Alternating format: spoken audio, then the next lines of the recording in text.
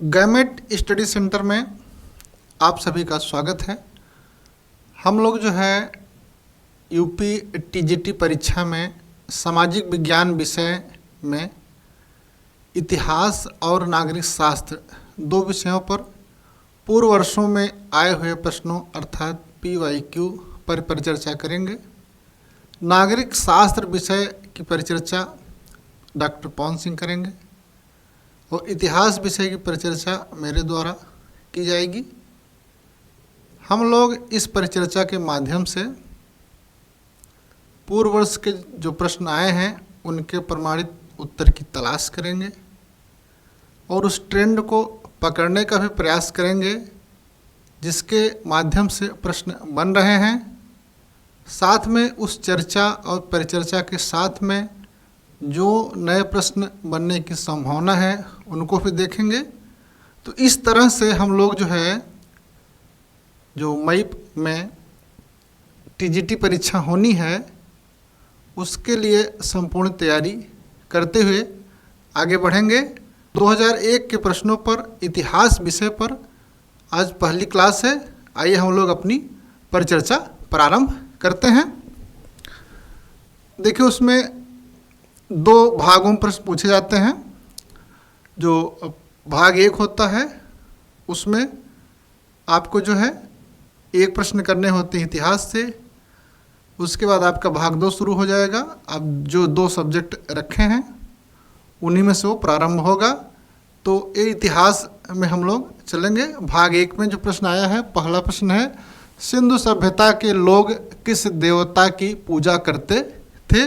विकल्प है पशुपति, 2 है कृष्ण, 3 है वरुण, चौथा है विष्णु। सिंधु सभ्यता की बात हो रही है तो किसकी पूजा करते थे लोग? पशुपति की करते थे। यद्यपि वहाँ पर जो है मात्र देवी की पूजा की प्रधानता थी, उसके बावजूद भी हमको पशुपति के पूजा के प्रमाण मिलते हैं जिनको हम लोग समझते हैं। सिंधु सभ्यता के निवासी मातृ देवी की पूजा करते थे, की उपासना करते थे। मोहनजोदड़ो से प्राप्त एक मुद्रा मिली है जिसके ऊपर पद्मासन की मुद्रा में विराजमान एक योगी का चित्र है मिला है। पुरुष के दाहिनी ओर चीता और हाथी, समझ गए, दाहिनी ओर की बात हो रही है। बाईं ओर गैड़ा और भैंसा चित्रित किए गए हैं। प्रश्न में पूछ लेगा बाएं क्रम में कौन से जानवर पाए गए हैं, पशु पाए गए हैं, दाहिने क्रम में कौन से पशु पाए गए हैं। इसको समझ लीजिए। दाहिनी ओर क्या मिला है? चीता और हाथी। बाईं ओर क्या मिला है? गैड़ा और भैंसा। सिर पर एक त्रिशूल जैसा आभूषण है, इसके 3 मुख हैं। मार्शल महोदय ने इस देवता को रुद्र शिव से संबंधित किया है जिसे पशुपति, योगेश्वर, महायोगी कहा गया है। तो पशुपति के पूजा के प्रमाण कहाँ से मिले हैं? उपासना के मोहनजोदड़ो से। ये हमने समझा। आगे जो शिव की जो पूजा थी वो मूर्तियों एवं लिंगों दोनों द्वारा होती थी। खुदाई में सूच्याकार और वर्तुलाकार लिंग मिले हैं। योनि पूजा भी होती थी सिंधु काल में। अब सिंधुवासी जल, स्वास्तिक तथा चक्र को पवित्र मानते थे। इनकी मुद्राओं पर स्वास्तिक के चिन्ह अंकित मिलते हैं और अग्निकुंड अथवा यज्ञ वेदी का प्रमाण मिला है। लोथल कालीबंगन से अग्निकुंड अथवा यज्ञ वेदी के साक्ष्य प्राप्त होते हैं। प्रश्न तो यही था किस देवता की पूजा करते थे, लेकिन अब हम लोग जब विश्लेषण करने लगते हैं तो देखिए यहाँ पर ये पशुओं का भी मामला मिल गया। किसने कहा रुद्र शिव? मार्शल। ये भी प्रश्न बन सकता है। सिंधुवासी जल, स्वास्तिक, चक्र को पवित्र मानते थे, ये भी मिल सकता है। एक क्वेश्चन बना हुआ अग्निकुंड के साक्ष्य कहाँ से मिले हैं? लोथल और कालीबंगन से। तो इतना अगर हम लोग पढ़े हैं सिंधु काल में देवता के बारे में, तब जाकर हम वहाँ से सभी प्रश्नों को सही कर पाएंगे। आगे चलिए, अब भाग 2 प्रारंभ हो गया है ना। अभी भाग 1 में एक क्वेश्चन करना था इतिहास से। भाग 2 में है, मास्टर दा के नाम से विख्यात स्वतंत्रता सेनानी का मूल नाम था। जतिन मोहन सेन, सूर्य सेन, रास बिहारी घोष, दीनबंधु मित्र। तो मास्टर दा कौन थे? सूर्य सेन थे। अब सूर्य सेन से केवल हम मास्टर दा से सूर्य सेन अगर रट लेते हैं तो हमारा काम आगे नहीं चलेगा। हमें क्या करना है, सूर्य सेन ने किस संगठन को खड़ा किया, कहाँ पर इन्होंने अपनी गतिविधि संपादित की ना, और कैसी सरकार बनाई, तो पूरा विवरण हमको पता होना चाहिए। इस डिस्कशन का उद्देश्य यही है कि जो बात एक छोटी सी दिख रही है वहाँ से कैसे कैसे प्रश्न पल्लवित हो रहे हैं वहाँ तक पहुँचा जाए। तो आइए, सूर्य सेन 1894 से 1934 नेशनल स्कूल में सीनियर ग्रेजुएट शिक्षक थे। सूर्य सेन क्या थे? शिक्षक के रूप में अपना जीवन प्रारंभ किया। लोग प्यार से उन्हें मास्टर दा, यही था ना, मास्टर दा कहकर संबोधित करते थे। अब सूर्य सेन के बारे में और क्या आएगा प्रश्न में। सूर्य सेन ने 1930 में चटगांव में इंडियन रिपब्लिकन आर्मी, कौन सी आर्मी? IRA। सूर्य सेन ने इंडियन रिपब्लिकन आर्मी IRA की स्थापना 1930 में की। कहाँ पर की? चटगांव बंगाल में ना। एक प्रश्न पूछे कब की, दूसरा प्रश्न पूछे कहाँ की, अगला पूछेगा किस संगठन को खड़ा किया? IRA, Indian Republican army. इसके अन्य सदस्य कौन थे? प्रमुख सदस्य अनंत सिंह, अंबिका चक्रवर्ती, लोकीनाथ बाउल, प्रीति लता वाडेदार, कल्पना दत्त, आनंद गुप्ता, टेगराबल, गणेश घोष, फकीर अहमद, मीर अहमद, तनु मियाँ और सत्तार। ये प्रमुख सदस्य थे किसके? इंडियन रिपब्लिकन आर्मी IRA के। सूर्य सेन के नेतृत्व में हुआ क्या? 18 अप्रैल 1930 को चटगांव, बारीसाल तथा मेमन सिंह स्थित सरकारी शस्त्रागार पर हमला बोल दिया गया।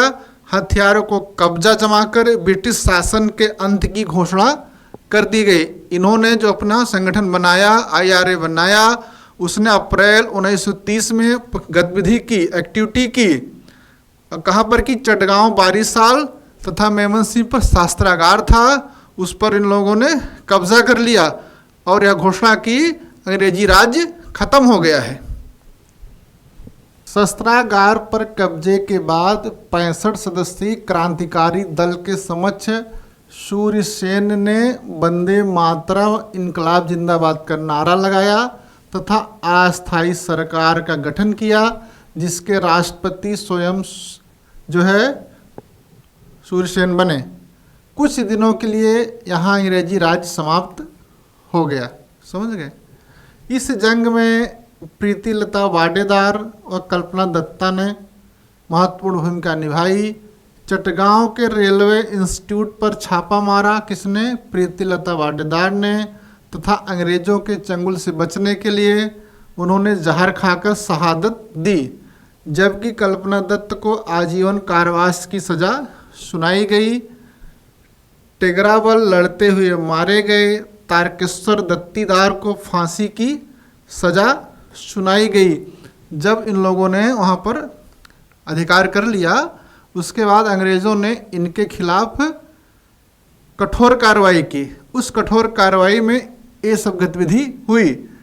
फिर 16 फरवरी 1933 को सूर्य सेन को गिरफ्तार कर लिया गया, उन पर मुकदमा चला और 12 जनवरी 1934 में उन्हें फांसी की सज़ा दे दी गई। इस तरह से सूर्य सेन और उनके संगठन IRA के बारे में हम लोगों ने समझ लिया है। आगे बढ़ते हैं। क्वेश्चन नंबर है 3, भारतीय राष्ट्रीय कांग्रेस की स्थापना हुई थी, स्थान पूछ रहा है। विकल्प 1 है कलकत्ता में, 2 है पूना में, 3 है मुंबई में, 4 है अहमदाबाद में। कहाँ हुआ था? मुंबई में हुआ था। कब हुआ था? किसने किया था? अध्यक्ष कौन थे? आइए देखते हैं। स्थापना 28 दिसंबर 1885 में। संस्थापक कौन थे? एओ ह्यूम। स्थान कहाँ था? बम्बई गोकुल तेजपाल संस्कृत विद्यालय में। पहले अध्यक्ष कौन थे? यूसी बनर्जी, व्योमेश चंद्र बनर्जी थे। प्रारंभिक सदस्य 72 लोग, जिसमें दादा भाई नौरोजी, फिरोज शाह मेहता, दीनसा वाचा, केटी तैलंग, एस सुब्रमण्यम, बी राघवाचारी आदि थे। उन 72 लोगों में सम्मिलित थे जो कांग्रेस की स्थापना के समय थे। उद्देश्य क्या था कांग्रेस का? समझिए उद्देश्य क्या था।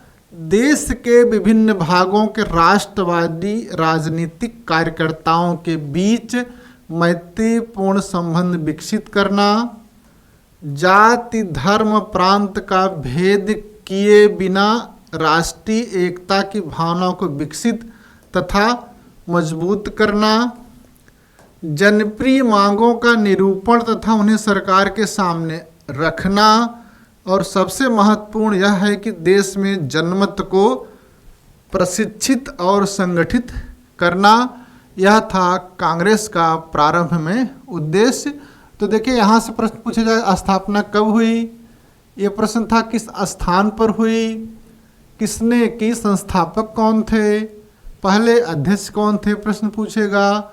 इसमें दे देगा कौन नहीं थे, कौन नहीं में एक सुरेंद्र नाथ बनर्जी हैं, एसएस बनर्जी नहीं थे, इनके बारे में पूछ लेता है उस समय।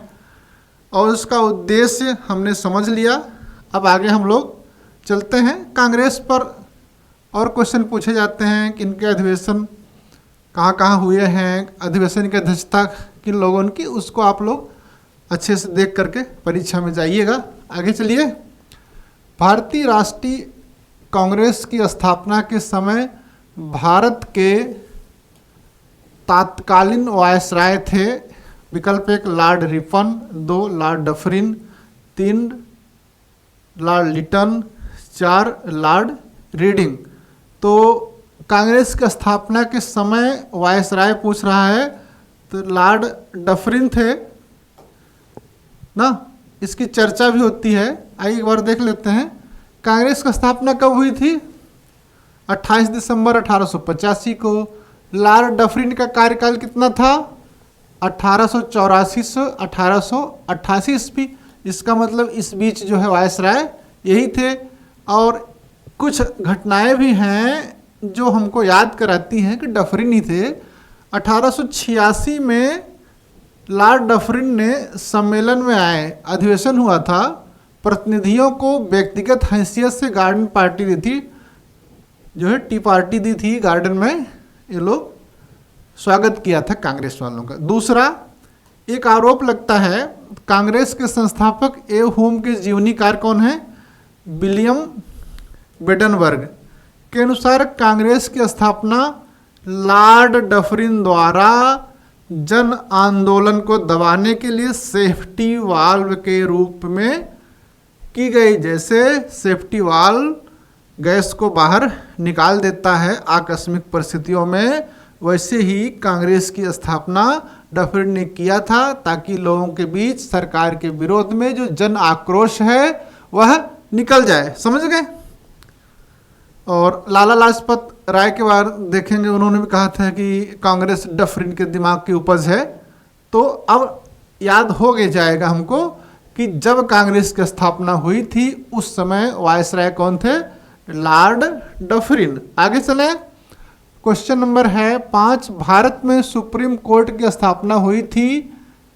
विकल्प 1 है 1772 ईस्वी में, 2 1773 ईस्वी में, 4 1774 ईस्वी में, 5 1775 ईस्वी में।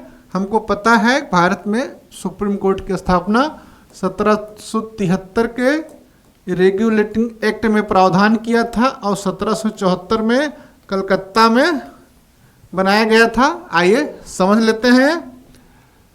1773 के रेगुलेटिंग एक्ट के अधीन 1774 में कलकत्ता के फोर्ट विलियम में एक सर्वोच्च न्यायालय की स्थापना की गई। समझ गए, आपके प्रश्न का उत्तर मिल गया।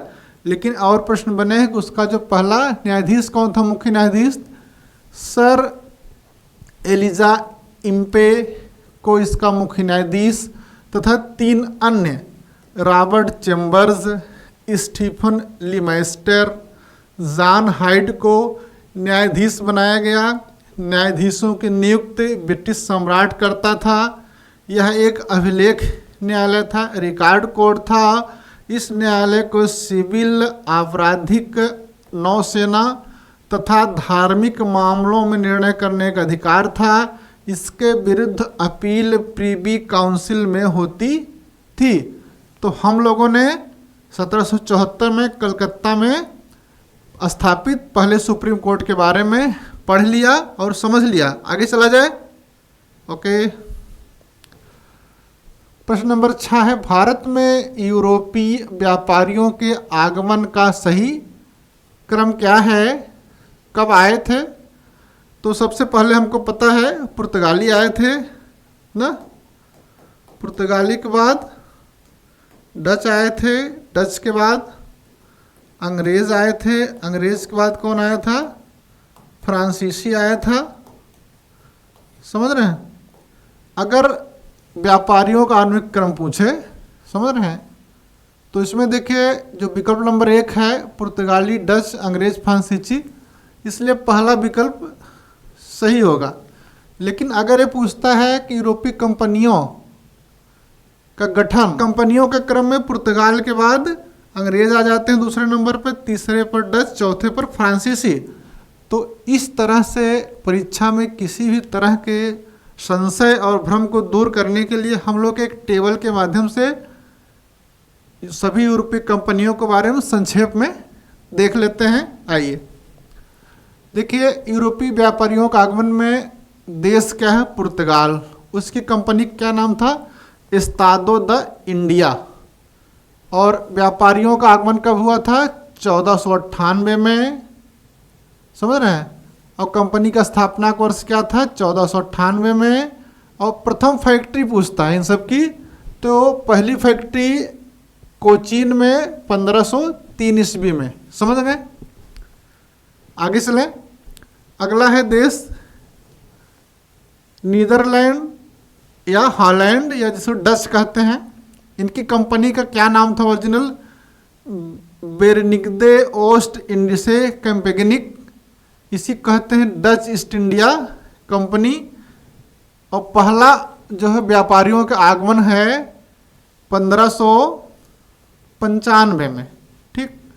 और कंपनी का स्थापना कब हुई? डच ईस्ट इंडिया कंपनी की 1602 में। और इन्होंने अपनी पहली फैक्ट्री मसूलीपट्टनम में 1605 में स्थापित की। समझ गए? आगे है ब्रिटेन, इंग्लैंड, जो भी कहते हो।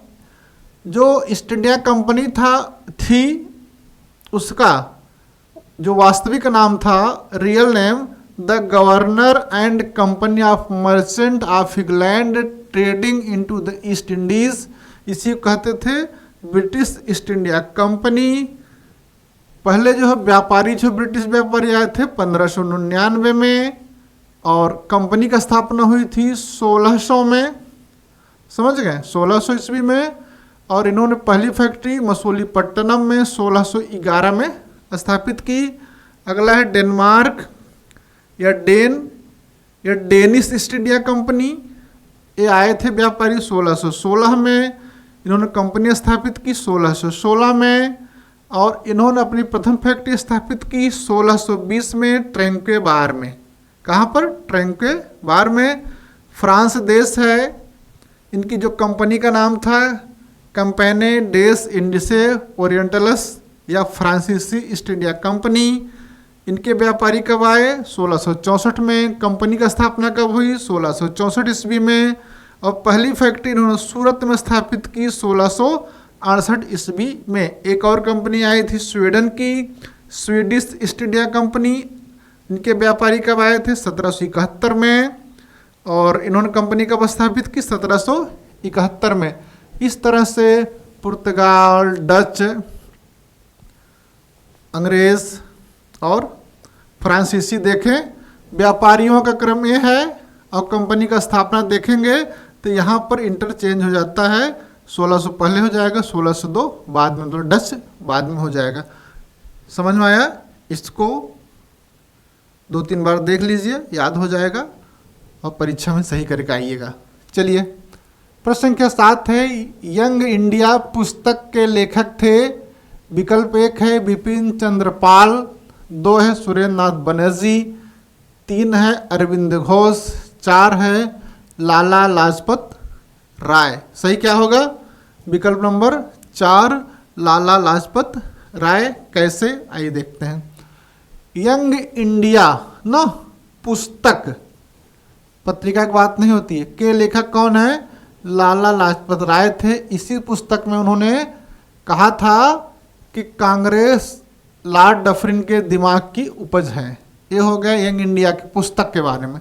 महात्मा गांधी ने 1919 में अंग्रेजी साप्ताहिक पत्र यंग इंडिया का प्रकाशन अहमदाबाद के साबरमती आश्रम से प्रारंभ किया था। समझ रहे हैं? अगर पुस्तक पूछे लाला लाजपत राय को लगाना है, अगर पत्रिका पूछ रहा है तो महात्मा गांधी को टिक करना है। यह जो है 1919 में प्रकाशित यंग इंडिया 1931 ईस्वी तक चली है, उसके बाद बंद कर दी गई है। 1922 में गांधी जी को इस पत्रिका में प्रकाशित लेखों के लिए राजद्रोह के अंतर्गत गिरफ्तार किया गया, मुकदमा चला और 6 वर्ष की सजा भी मिली यंग इंडिया पत्रिका के चक्कर में, पत्र के चक्कर में। आगे बढ़े। प्रश्न संख्या है 8, गदर पार्टी के संस्थापक थे। नंबर 1 वासुदेव बलवंत फड़के, विकल्प नंबर 2 विनय दामोदर सावरकर, विकल्प नंबर 4 लाला हरदयाल, विकल्प नंबर 4 है भगत सिंह। तो क्या होगा सही उत्तर? बताइए।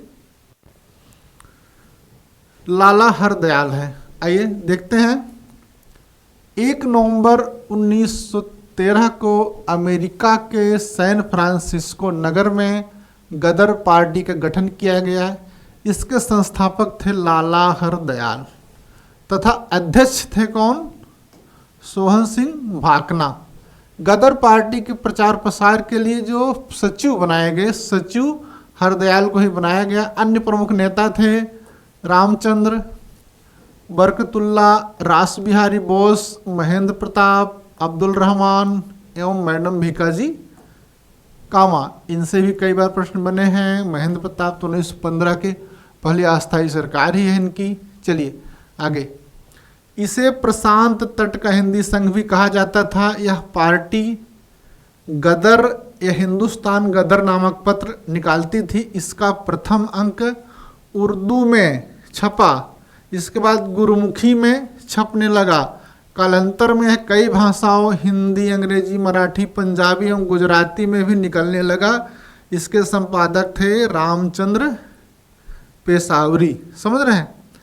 गदर सबसे पहले किस में निकला था? उर्दू में, उसके बाद गुरुमुखी में, फिर बहुत सी भाषाओं में हिंदी, अंग्रेजी, संस्कृत सब में निकलने लगा। परीक्षा पूछा है कि गदर का प्रथम अंक किस भाषा में निकाला गया था? उत्तर क्या होगा? उर्दू होगा। तो इस तरह से हम लोगों ने गदर आंदोलन या गदर के संस्थापक कौन थे उनको देख लिया। आगे बढ़ते हैं। प्रश्न नंबर 9 है, मुस्लिम लीग की स्थापना हुई थी। नंबर 1 विकल्प है 1906 ईस्वी में, 2 है 1916 ईस्वी में, 3 है 1926 ईस्वी में, 4 है 1936 ईस्वी में। तो क्या होगा मुस्लिम लीग का संस्थापना का समय? ये होगा 1906 में। आइए समझते हैं।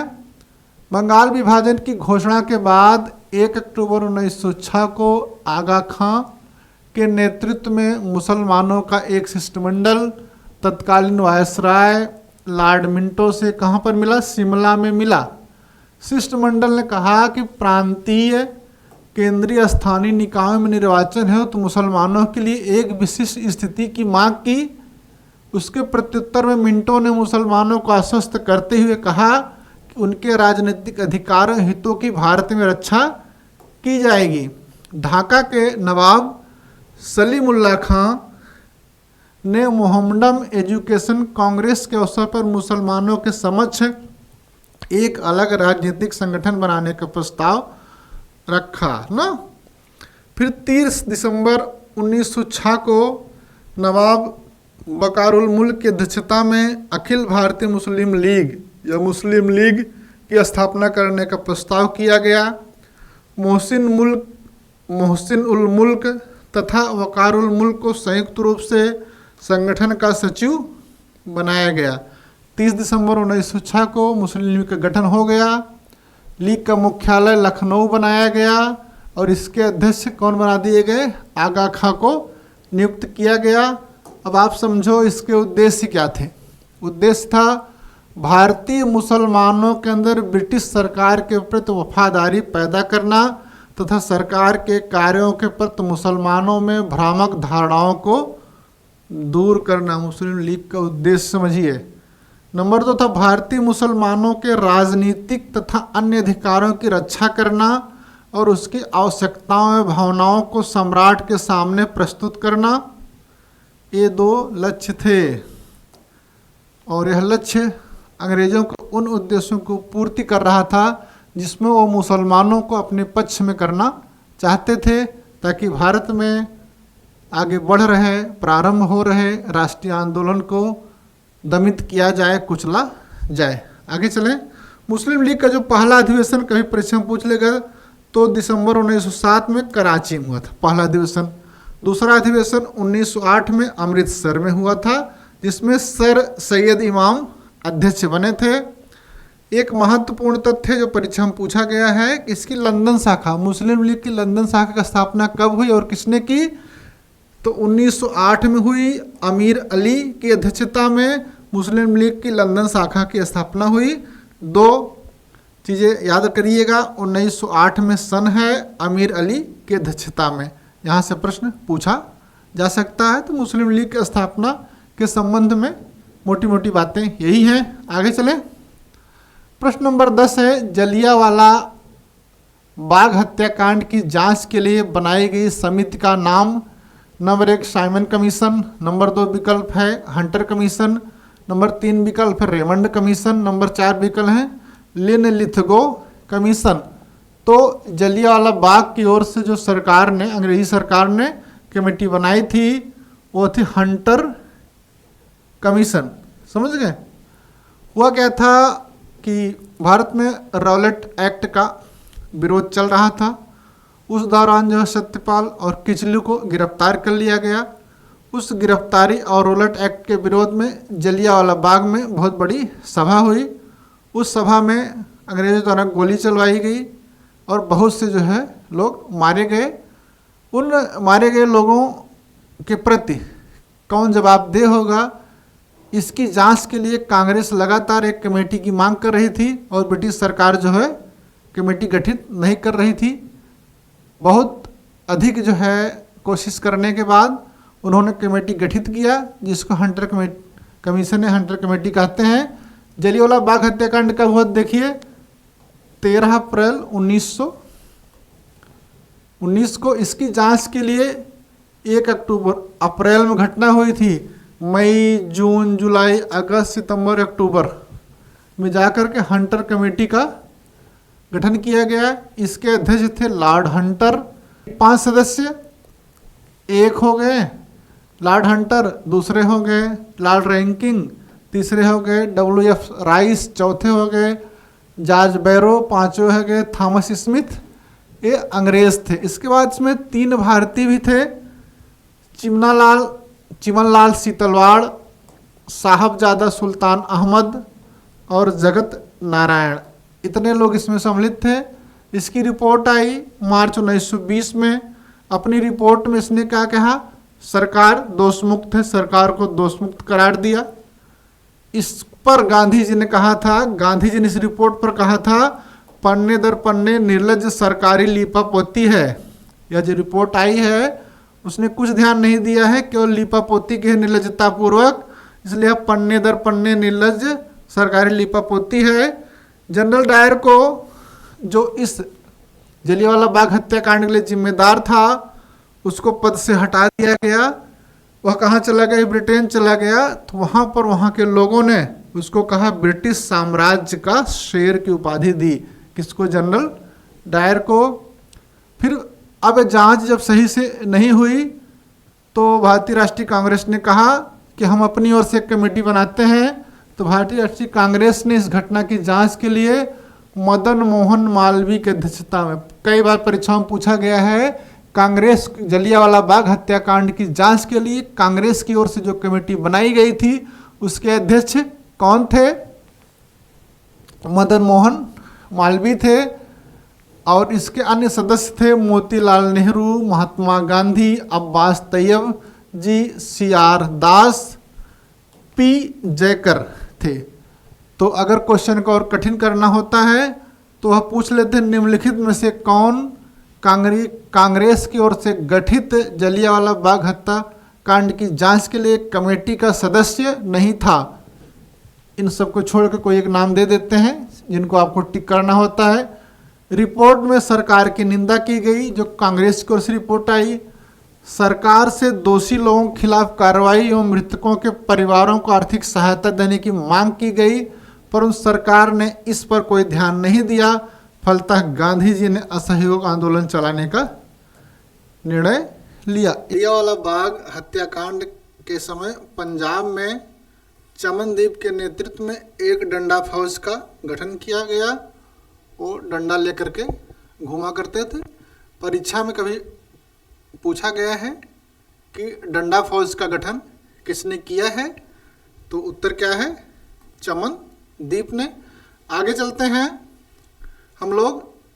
प्रश्न संख्या 11 है, भारत छोड़ो आंदोलन 1942 ईस्वी को किस महीने में प्रारंभ हुआ था? नंबर 1 है विकल्प जनवरी में, नंबर 2 है जुलाई में, नंबर 3 है अगस्त में, नंबर 4 है दिसंबर में। सही उत्तर क्या होगा? अगस्त होगा, क्योंकि इसको अगस्त क्रांति भी कहते हैं। क्या कहते हैं? अगस्त क्रांति ना। आइए इसको देख लेते हैं। 7 अगस्त 1942 में बंबई के ग्वालियर टैंक मैदान में कांग्रेस का अधिवेशन हुआ।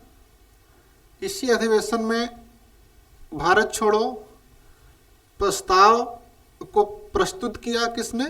पंडित जवाहरलाल नेहरू ने, जो कुछ थोड़े बहुत संशोधनों के बाद 8 अगस्त 1942 को स्वीकार कर लिया गया।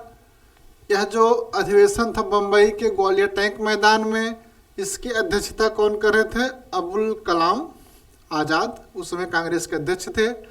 इस सम्मेलन में गांधी जी ने कहा था करो या मरो का नारा दिया था। गांधी जी ने इसे अगस्त क्रांति भी कहते हैं। भारत छोड़ो आंदोलन कब हुआ था, किस महीने में, वो चीज़ें स्पष्ट हो जा रही हैं। आगे चलते हैं। प्रश्न नंबर है 12, गांधी इरविन समझौता हुआ था। नंबर 1 विकल्प है 1920 ईस्वी में, नंबर 2 विकल्प है 1931 ईस्वी में, नंबर 3 विकल्प है 1933 ईस्वी में, नंबर 4 विकल्प है 1939 ईस्वी में। सही विकल्प क्या है? 1931। आइए देखते हैं ना। जब जो है सबने अवज्ञा आंदोलन चल रहा था, उस आंदोलन को खत्म करने के लिए, और उसके बाद उन्होंने प्रथम गोल में सम्मेलन किया था। उस सम्मेलन में असफल रहे थे। उसके बाद 5 मार्च 1931 को, कब? 5 मार्च 1931 को गांधी इरविन समझौता हुआ। प्रथम गोल में सम्मेलन की असफलता के बाद 5 मार्च 1931 को उदारवादी नेताओं, विशेषकर तेज बहादुर सप्रू और MR जयकर आदि के प्रयास तथा व्यापारिक हितों के दबाव के कारण महात्मा गांधी और इरविन, लॉर्ड इरविन के मध्य समझौता हुआ, जिसे गांधी इरविन समझौता कहा जाता है। इस समझौते के प्रावधान क्या थे, शर्तें क्या थी, जानना जरूरी है। नंबर 1, कांग्रेस व उसके कार्यकर्ताओं की जब्त संपत्ति वापस की जाए। नंबर 2, सरकार द्वारा सभी अध्यादेशों एवं अपूर्ण अभियानों के मामले वापस लिया जाए। मतलब जो कार्य भी आगे नहीं बढ़ा है, अपूर्ण है अभियान, उसको वापस लिया जाए। हिंसात्मक कार्यों में संलिप्त अभियुक्तों के अतिरिक्त सभी राजनीतिक कैदियों को मुक्त किया जाए। नंबर 4 है, अफीम, शराब एवं विदेशी वस्त्रों की दुकानों पर शांतिपूर्ण ढंग से धरने की अनुमति दी जाए। नंबर 5 है, समुद्र के किनारे बसने वाले लोगों को नमक बनाने व उसे एकत्रित करने की छूट दी जाए। ना, सबने अवज्ञा आंदोलन नमक बनाने से प्रारंभ हुआ था। आगे आइए, एक तो थी वहां पर शर्तें, उपबंध थे। महात्मा गांधी ने कांग्रेस की ओर से निम्नलिखित शर्तें स्वीकार की। नंबर 1, सबने अवज्ञा आंदोलन स्थगित कर दिया जाएगा। द्वितीय गोलमेज सम्मेलन में कांग्रेस के प्रतिनिधि भाग लेंगे, जिसमें गांधी जी बाद में भाग लिए थे। पुलिस की जातियों के खिलाफ निष्पक्ष न्यायिक जांच वापस ले ली जाएगी। नमक कानून उल्लंघन की मांग एवं बहिष्कार की मांग को वापस लिया जाएगा। गांधी जी ने कहा हम लोग इतना काम कर लेंगे। इस समझौते के बाद गांधी जी ने इस समझौते को अत्यंत महत्व दिया, किंतु उनको कांग्रेस के वामपंथी युवाओं की तीखी आलोचना का शिकार होना पड़ा। और जवाहरलाल नेहरू युवा वामपंथी थे, उसमें कांग्रेस के सुभाष चंद्र बोस ने यह कहकर आलोचना की, गांधी जी ने पूर्ण स्वतंत्रता के लक्ष्य को बिना ध्यान में रखने समझौता किया। नेहरू और बोस ने आलोचना की थी। मार्च 1931 में सरदार वल्लभ भाई पटेल की अध्यक्षता में कराची में कांग्रेस का विशेष अधिवेशन हुआ, जिसमें इस समझौते को स्वीकार किया गया। ना, मार्च 1931 का जो कांग्रेस का विशेष अधिवेशन था, उसमें गांधी अरविंद समझौते को कांग्रेस ने स्वीकार किया। इसके अतिरिक्त इस अधिवेशन में मौलिक अधिकार और कर्तव्य और राष्ट्रीय आर्थिक कार्यक्रम के प्रस्ताव भी स्वीकार किए गए। यह प्रश्न बनता है कि मौलिक अधिकार और कर्तव्य या मौलिक अधिकारों को कब कांग्रेस ने स्वीकार किया था और आर्थिक राष्ट्रीय कार्यक्रम के प्रस्ताव को कब स्वीकार किया था। दोनों प्रश्न बन चुके हैं। इस अधिवेशन में युवाओं ने, जब गांधी जी कराची जा रहे थे तो रास्ते में उनको काले झंडे दिखाए गए। वह जो युवा थे इस बात से आक्रोशित थे कि गांधी इरविन समझौते में एक अवसर आया था जब गांधी जी को सुनाई गई फांसी की सज़ा को महात्मा गांधी, जब भगत सिंह को सुनाई गई फांसी की सज़ा को महात्मा गांधी समाप्त करवा सकते थे, वह नहीं करवाएं, इसलिए युवा आक्रोशित थे और उनको काले झंडे दिखा रहे थे। क्योंकि 23 मार्च 1931 को भगत सिंह को फांसी की सज़ा दे दी गई थी। इस समय गांधी जी ने कहा था, जब गांधी जी का बहुत विरोध हो रहा था कराची अधिवेशन में, तो उन्होंने कहा था गांधी मर सकते हैं परंतु गांधीवाद नहीं। तो प्रश्न बनता है कि किस अधिवेशन में या कहाँ पर गांधी जी ने कहा था कि गांधी मर सकता है लेकिन गांधीवाद नहीं। तो इस तरह से हम लोगों ने गांधी इरविन समझौते से जुड़े जितने तथ्य थे उनको देख लिया है। आगे बढ़ते हैं, चलिए। क्वेश्चन नंबर है 13। 13 वर्ष की अल्पायु में गद्दी पर बैठने वाले शासक का नाम था। विकल्प 1 समुद्रगुप्त, विकल्प 2 हर्षवर्धन, विकल्प 3 अकबर, विकल्प 4 है जहांगीर। कौन है भाई इसमें बताइए? इसमें उत्तर 3 सही है, विकल्प अकबर हैं। आइए देखते हैं अकबर का जन्म पहले देख लेते हैं कहाँ हुआ था। अमरकोट के राजा बीरसाल के महल में हुआ था। कब? 14 अक्टूबर 1542 ईस्वी में। इनकी माँ कौन थी? हमीदा बानो बेगम के गर्भ से हुआ था। अब हुआ क्या था कि पंजाब के गुरदासपुर जिले के कलानौर नामक स्थान पर उसे अपने पिता हुमायूं की मृत्यु की सूचना मिली। बैरम खां ने तुरंत ईंटों के चबूतरे पर 14 फरवरी 1556 को अकबर का राज्याभिषेक कराकर भारत का सम्राट बादशाह घोषित कर दिया। ईंटों के चबूतरों का बनाया था, उसे कर दिया। इस प्रकार 13 वर्ष 4 माह की अवस्था में राजगद्दी पर अकबर बैठा। समझ रहे हैं? अब देखिए जो 4 विकल्प थे उसमें हर्षवर्धन थे, ये 16 वर्ष की उम्र में 606 ईस्वी में थानेश्वर की गद्दी पर बैठे थे। समुद्रगुप्त विकल्प में ये 20 वर्ष की उम्र में 350 ईस्वी में गुप्त शासक बने थे। इसमें जहांगीर थे जो 36 वर्ष की उम्र में 1605 में बादशाह बने थे। तो इस पूरे विकल्प में सबसे कम उम्र के 13 वर्ष 4 माह के 1956 में गद्दी पर बैठने वाले अकबर थे। इस तरह से अकबर उत्तर सही होता है। आगे चलें। क्वेश्चन है 14, निम्नलिखित में से कौन अकबर के 9 रत्नों में शामिल नहीं था? विकल्प 1 बीरबल, विकल्प 2 रहीम, विकल्प 3 बैजू बावरा, विकल्प 4 टोडरमल। देखिए इसके सही उत्तर क्या है? बीरबल थे, रहीम थे, टोडरमल थे, बैजू बावरा नहीं थे। आइए देखते हैं विकल्प 3 सही है। तो हम लोग एक बार ना अकबर के 9 रत्नों के बारे में देख लेते हैं, क्योंकि बार बार वहाँ से कुछ न कुछ क्वेश्चन बनते ही रहते हैं। चलिए, बैजू बावरा क्या थे? द्रुपद गायक थे ना, द्रुपद गायक थे। ये ग्वालियर के राजा मान सिंह के दरबार में थे। समझ रहे हैं? वो अकबर के दरबार के जो गायक थे तानसेन, उन्हीं के समकालीन थे, लेकिन अकबर के 9 रत्नों में नहीं थे। तो प्रश्न है कि अकबर के 9 रत्न में कौन कौन थे? तो आइए देखते हैं। पहले था राजा बीरबल। अकबर और बीरबल की कहानियों के बारे में तो आप लोग जानते ही होंगे। तो जो बीरबल थे वही थे 9 रत्नों में पहले।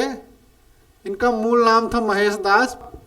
परीक्षा में पूछ लेता है कि बीरबल का वास्तविक नाम क्या था, तो महेश दास नाम था। इनको उपाधि मिली थी कविप्री की, और वे श्री ब्रह्म नाम से कविताएं लिखते थे। बीरबल जो कविता लिखते थे, कविता में अपना नाम क्या लिखते थे? श्री ब्रह्म। और हम लोगों ने प्रयाग प्रशस्ति के बारे में सुना है। समुद्रगुप्त की प्रयाग प्रशस्ति से हरिशेन ने लिखा है, उसमें जो है बीरबल का लेख मिलता है। समझ रहे हैं? प्रयाग प्रशस्ति में भी बाद में अकबर के समय लिखा गया है। दूसरे थे फैजी, जिनकी उपाधि थी मलिक उस सोरा। मलिक उस सोरा मतलब कविराज। वह कवि से दार्शनिक बन गया। पहले कवि थे, फिर दार्शनिक बन गए, और अपना नाम रखा फैयाजी। फैजी से क्या रख दिया? फैयाजी कर लिया। और उन्होंने बताया भी कि हमने अपना नाम फैजी से फैयाजी क्यों किया। समझ रहे हैं? नल व दमन एक पुस्तक है, उन्होंने लिखा में इस परिवर्तन का कारण दैविक प्रेरणा बताई। क्या है? दैविक प्रेरणा को बताता है। अकबर ने फैजी को राज कवि का पद दिया। अनुवाद विभाग तथा आगरा पुस्तकालय का अध्यक्ष बनाया। प्रश्न हो सकता है ना? आगे चलें। तीसरे हैं 9 रत्नों में तानसेन। इनका भी मूल नाम क्या है? राम तनु पांडे। अकबर ने इन्हें क्या कहा? कंठाभरण वाणी विलास। अकबर ने एक उपाधि दी थी इनको, कंठाभरण वाणी विलास। एक ग्वालियर निवासी तानसेन जो थे सत्तारी सिलसिले के मोहम्मद गौस के अनुयायी थे ना, एक सूफी संत थे। इन्हीं की प्रेरणा से इसने इस्लाम धर्म स्वीकार कर लिया और अपना नाम क्या रखा था? मोहम्मद अता अली खां। तानसेन जब मुस्लिम धर्म अपनाते हैं तो इनका नाम क्या पड़ जाता है? मोहम्मद अता अली खां ग्रहण किया। इन्हीं से उन्होंने ईरानी संगीत की शिक्षा ली। किससे? मोहम्मद गौस से। उनके जो संगीत के गुरु थे हरिदास थे। ये परीक्षा में पूछा गया है, हरिदास कौन थे? अकबर ने 1563 में तानसेन को कलिंजर के राजा रामचंद्र के दरबार से लाने हेतु जलालुद्दीन खुर्ची को कलिंजर भेजा था। अभी कहते हैं कि तानसेन की उपाधि किसने दी? यह विवाद का विषय है। कुछ लोग बताते हैं ग्वालियर के राजा अथवा बाधागढ़ के राजा द्वारा उसे तानसेन की उपाधि दी गई, और तानसेन ने रुद्रवीणा की खोज की। किसकी? रुद्रवीणा की खोज की तानसेन ने, और मियाँ की थोड़ी राग का आविष्कार किया। रुद्रवीणा और मियाँ की थोड़ी राग का आविष्कार किसने किया था? तानसेन ने। अगले हैं चौथे नंबर पर मानसिंह। अकबर इनको क्या कहा था? मिर्जा राजा फरजंद अपना पुत्र कहा था, उपाधि दी थी। अपने 52 वर्ष की मुगल सेवा के दौरान मानसिंह ने 67 युद्धों का नेतृत्व किया था। समझ गए? में है अब्दुल रहीम खान खाना, ये जो अकबर के वकील थे बैरम खां, उन्हीं का पुत्र था। शस्त्र और कलम दोनों का धनी था। उसकी उपाधि खान खाना ना, अब्दुल रहीम खान खाना। वह अपने युग का भोज, ये में प्रश्न पूछा जा सकता है। उसका उपनाम रहीम था। रहीम के दोहे हम लोगों ने पढ़े हैं। उसने संस्कृत में खेटू कोटिकम नामक ज्योतिष ग्रंथ की रचना की। रहीम को 2 बार जहांगीर ने जेल में भी डाला था। प्रसिद्ध सूफी संतों के जीवन वृत्तांत की पुस्तक है नफाहत उल उन्स की प्रति रहीम ने तैयार की और उसे मुगल चित्रशाला में चित्रित किया। 1627 कितने में? 1627 ईस्वी में मृत्युपरांत उनका मकबरा दिल्ली में निजामुद्दीन बस्ती में बनाया गया। 5वें थे नवरत्नों में। 6ठे थे राजा टोडरमल या टोडरमल खत्री। अकबर ने इसको दीवाने अशरफ बनाया था। टोडरमल ने शेर शाह के अधीन सिंध के रोहतासगढ़ किले का निर्माण कराया। वह भू राजस्व क्षेत्र में अकबर और शेर शाह के बीच जोड़ने वाली कड़ी थे। कौन? राजा टोडरमल। 7वें हैं मुल्ला दो प्याजा। इनका जो मूल नाम क्या था? अबुल हसन। ये हास्य कृति के लिए प्रसिद्ध थे। ये जो है हास्य संबंधित रचनाएं लिखते थे मुल्ला दो प्याजा। अगले हैं अबुल फजल, जिनके बारे में हम लोग जानते हैं, इतिहास की किताब लिखे हैं। अगले हैं 9वें हकीम हुक्काम, अकबर का रसोइया। अकबर का रसोइया उनका नवरत्नम था, जिसका नाम क्या था? हकीम हुकाम। तो इस तरह से हम लोगों ने अकबर के नवरत्न और उनके संबंध में विशेष बातें देख ली हैं। हम लोग अगले प्रश्न चलते हैं। प्रश्न नंबर 15 है, सर टॉमस रो ने किस मुगल सम्राट से भारत में व्यापार करने की अनुमति प्राप्त की थी? नंबर 1 अकबर से, नंबर 2 जहांगीर से, नंबर 3 शाहजहां से, नंबर 4 औरंगजेब से। तो सही विकल्प क्या है? जहांगीर है। टॉमस रो से पहले जहांगीर के ही दरबार में जेम्स प्रथम के दूत के रूप में आए थे विलियम हॉकिंस ना। विलियम हॉकिंस के बाद में जो है आए कौन? Thomas Roe. आइए इनको हम लोग देख लेते हैं। Thomas Roe, sir Thomas Roe 1615 से 1619 ईस्वी तक जहांगीर के दरबार में 18 सितंबर 1615 ईस्वी में जेम्स प्रथम के दूसरे दूत ना, पहले बात कर लिए हैं विलियम हॉकिंस। कहाँ पर आया? सूरत में आया। अपने गुरु टेरी के साथ 3 वर्ष तक मुगल दरबार के अजमेर, मांडू और इलाहाबाद में वह रहा है। उसे विशेष व्यापारिक सुविधा प्राप्त करने में सफलता नहीं मिली। उसने किताब लिखा पूर्वी देशों की यात्रा नामक विवरण में इसने मुगल दरबार के षड्यंत्र और धोखाधड़ी का वास्तविक विवरण प्रस्तुत किया। समझ गए?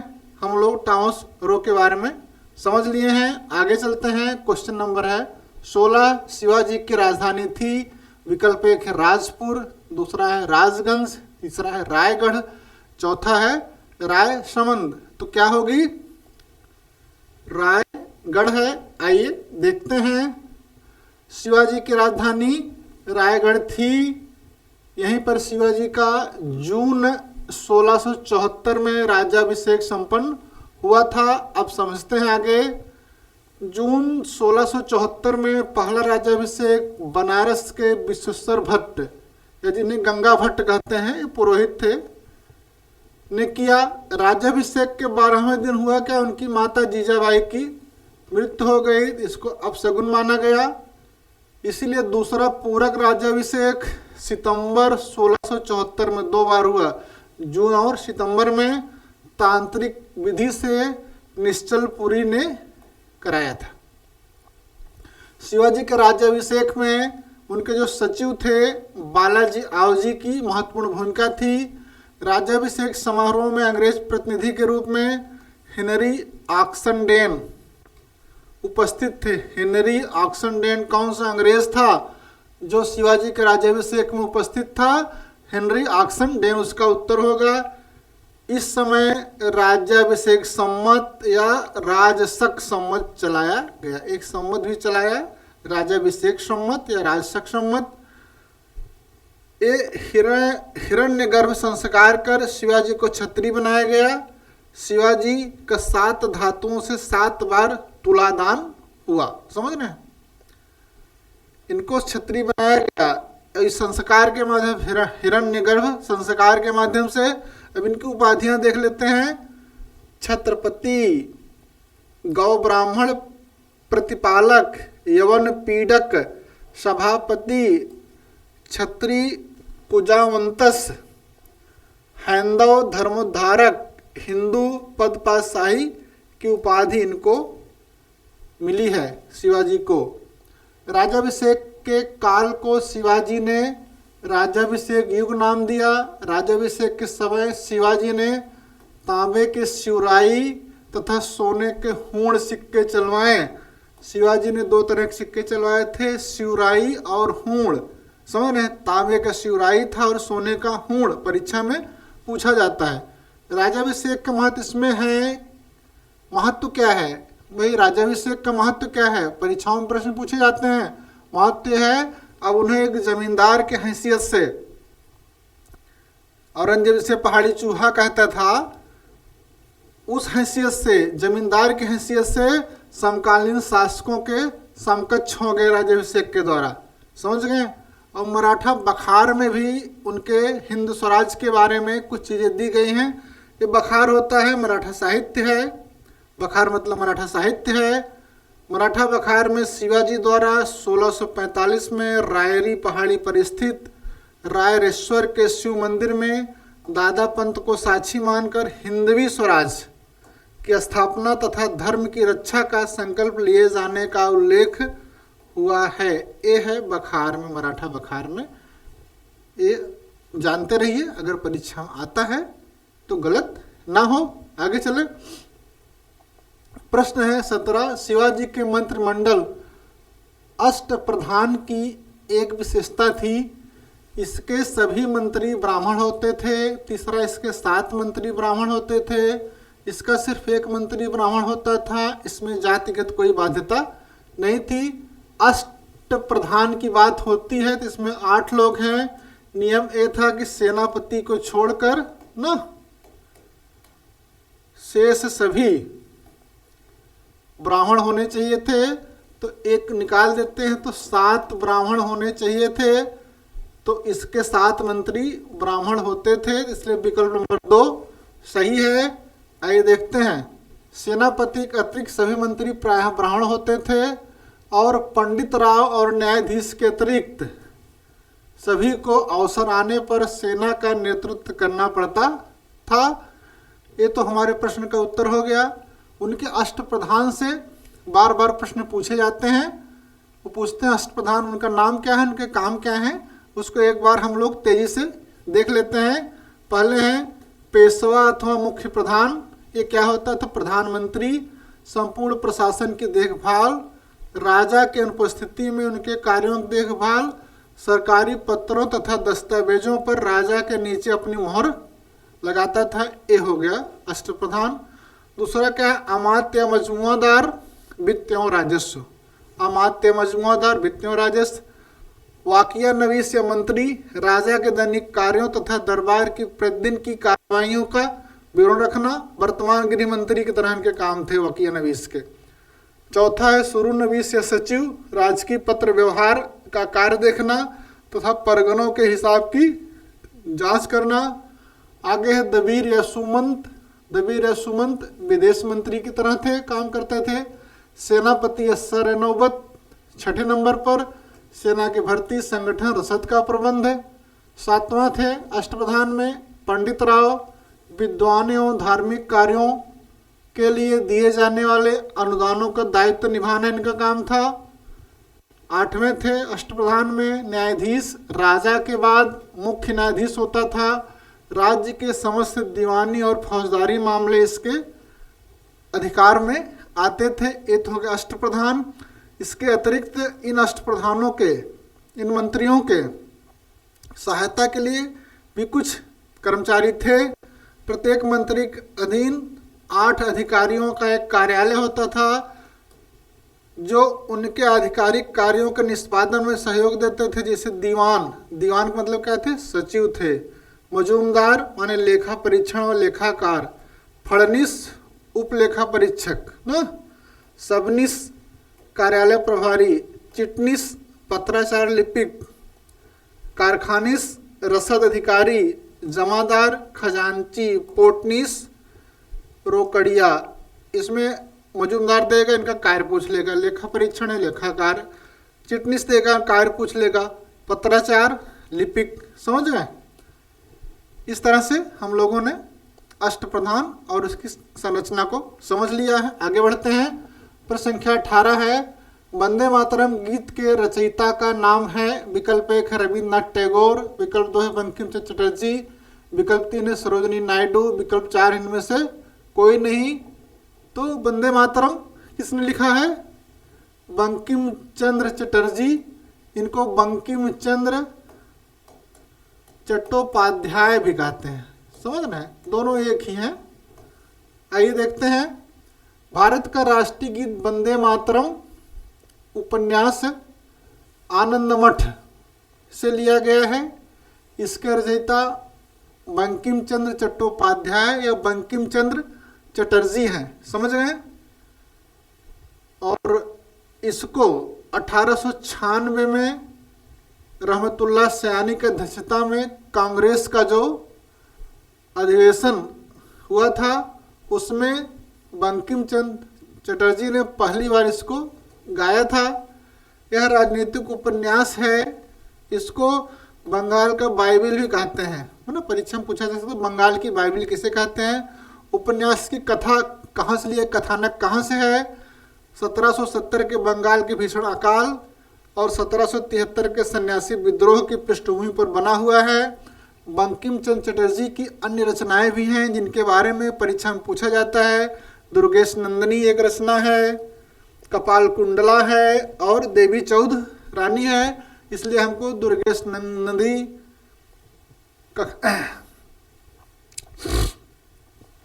इसलिए हमको दुर्गेश नंदिनी, कपाल कुंडला और देवी चौधरानी को भी याद रखना है। आगे चलते हैं। प्रश्न संख्या है 19, नील विद्रोह का आरंभ हुआ था 1859 ईस्वी में। विकल्प 1 है। विकल्प 2 1871 ईस्वी में। विकल्प 3 है 1886 ईस्वी में। विकल्प 4 है 1901 ईस्वी में। तो नील विद्रोह का जो है 1859 ईस्वी में है। आइए देखते हैं। नील विद्रोह के बारे में हम लोग पूरी जानकारी कर लें, ताकि अगर यहाँ से कोई भी प्रश्न आए हम सही कर लें। नील विद्रोह हुआ था 1859 से 60 में। था क्या? कंपनी के कुछ अवकाश प्राप्त अधिकारी बंगाल तथा बिहार के जमींदारों से भूमि प्राप्त कर नील की खेती करवाते थे। वे नील उत्पादक किसानों को मामूली अग्रिम रकम देकर उनसे शर्तनामा लिखवा लिया करते थे, जो बाजार भाव से बहुत कम हुआ करता था।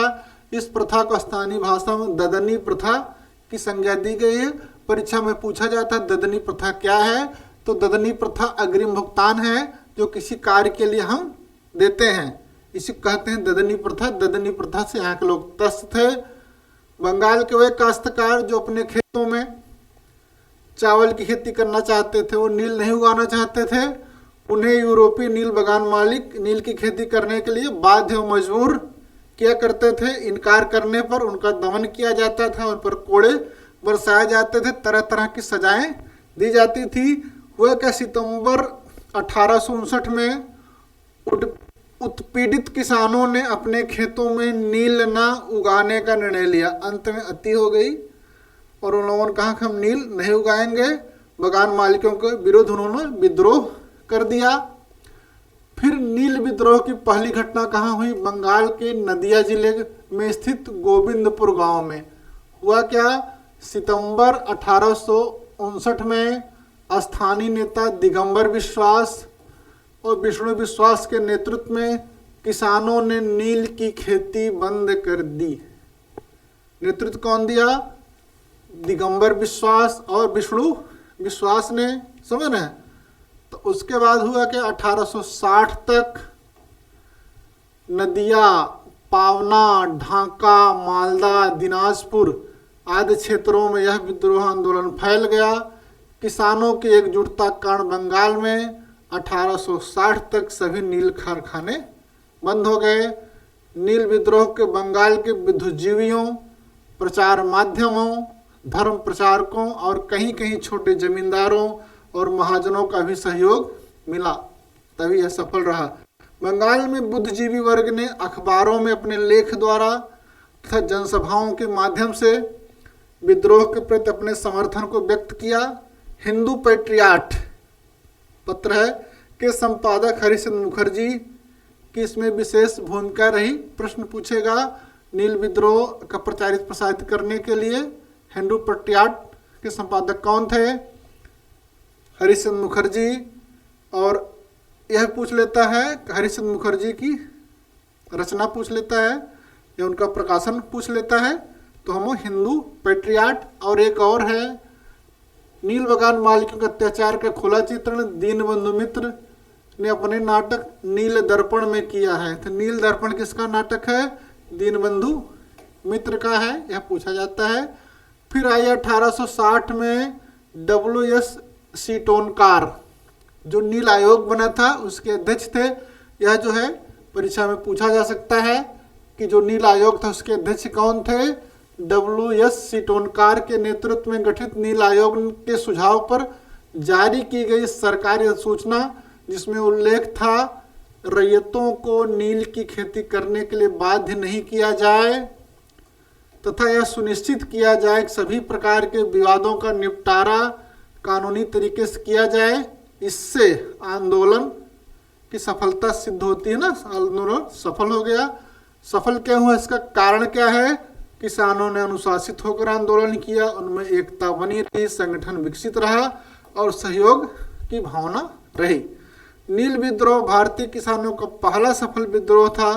कालांतर में भारत के स्वतंत्रता संघर्ष में यह सफलता प्रेरणा का स्रोत बनी नील विद्रोह। समझ रहे हैं? आगे चलें। क्वेश्चन नंबर है 20 है इंडियन एसोसिएशन के संस्थापक अध्यक्ष थे।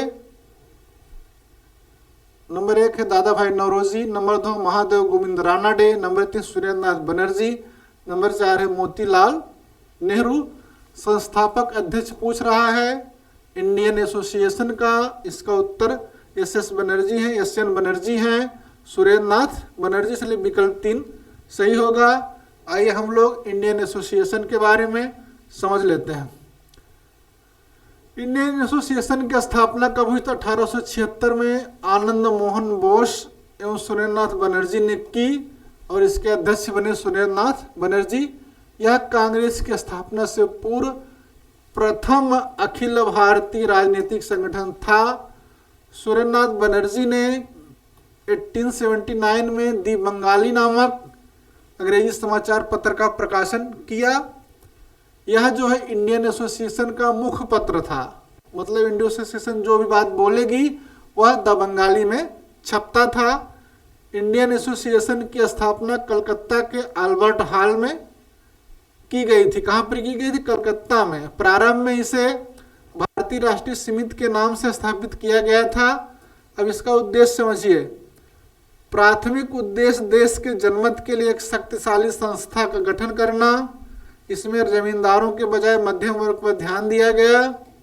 इस संगठन ने भारतीय जानपात सेवा, vernacular press act, arms act, Ilbert bill के विरोध में आंदोलन किया था। कांग्रेस से पहले एक सशक्त संगठन था जिसने लोगों की पॉपुलर मांगों के विरोध में, लोगों की पॉपुलर मांगों पर आवाज उठाई थी और उसने सिविल सर्विसेज आंदोलन को आगे बढ़ाया था, वर्नाकुलर प्रेस एक्ट के विरोध में आंदोलन को बढ़ाया था। इस तरह के कार्य किए थे। अब हम लोगों ने समझ लिया कि इंडियन एसोसिएशन के संस्थापक अध्यक्ष कौन थे, सुरेंद्र नाथ बनर्जी। आगे चलिए क्वेश्चन नंबर 21, निम्नलिखित में से कौन वैदिक देवता नहीं है? Number 1 Vishnu, number 2 Krishna, number 3 Indra, number 4 Brahma. वैदिक देवता की बात करता है तो इसमें विकल्प 2 सही होंगे। कौन? कृष्ण, क्योंकि कृष्ण का जानकारी हमको छांदोग्य उपनिषद में मिलती है। देखते हैं, कृष्ण का उल्लेख किसी वैदिक ग्रंथ में नहीं मिलता है। छांदोग्य उपनिषद में कृष्ण को देवती पुत्र कहा गया है तथा घोर अंगिरस का शिष्य बताया गया है। कृष्ण के अनुयायी उन्हें भागवत या पूज्य कहते हैं। इस कारण से उनके द्वारा प्रसिद्ध धर्म की संज्ञा भागवत धर्म की जाती है। छांदोग्य उपनिषद बाद की रचना है, इसलिए इसमें कृष्ण उत्तर सही होगा। प्रश्न नंबर 22 है और आज का अंतिम प्रश्न है। उपनिषदों की विषय वस्तु है नंबर 1 दर्शन, विकल्प कर्मकांड, विकल्प नंबर 3 भक्ति, विकल्प नंबर 4 उपयुक्त में से सभी। तो उपनिषद जो है मुख्य रूप से दर्शन पर अपने दार्शनिक विचारों के लिए प्रसिद्ध है। आइए देखते हैं। उपनिषद जो शब्द है उप और निस धातु से बना है। उप का अर्थ होता है समीप और निस का अर्थ होता है बैठना, अर्थात गुरु के समीप बैठकर शिष्य द्वारा ज्ञान अर्जन प्राप्त करना, यह उपनिषद का अर्थ होता है। यह मुख्यतः दार्शनिक ग्रंथ है जिसका उद्देश्य ज्ञान की खोज है। इसमें आत्मा और ब्रह्म का वर्णन है। इसे पराविद्या, अध्यात्म विद्या भी कहते हैं। समझ गए?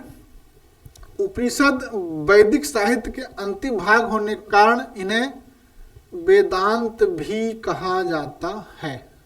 प्रश्न पूछ लेगा किसको वेदांत कहते हैं, 3-4 विकल्प में 3-4 चीजें दिया रहेगा, उसमें अगर उपनिषद है तो वेदांत है। कुल उपनिषदों की संख्या 108 है, परंतु 10 उपनिषद ही विशेष महत्व के हैं।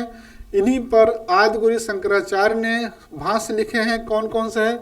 ईश, केन, कठ, प्रश्न, मुंडक, मांडूक्य, छांदोग्य, बृहदारण्यक, ऐतरेय और तैत्तिरीय। ये 10 उपनिषद है जिसमें आदिगुरु शंकराचार्य ने भाष्य लिखा है।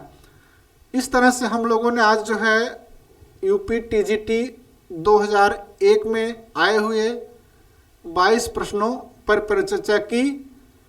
इस परिचर्चा के बाद हमें विश्वास है आप लोगों को प्रमाणित उत्तर मिले होंगे और उनसे जुड़े हुए जो नए प्रश्न बनते होंगे उन पर आपका ध्यान गया होगा।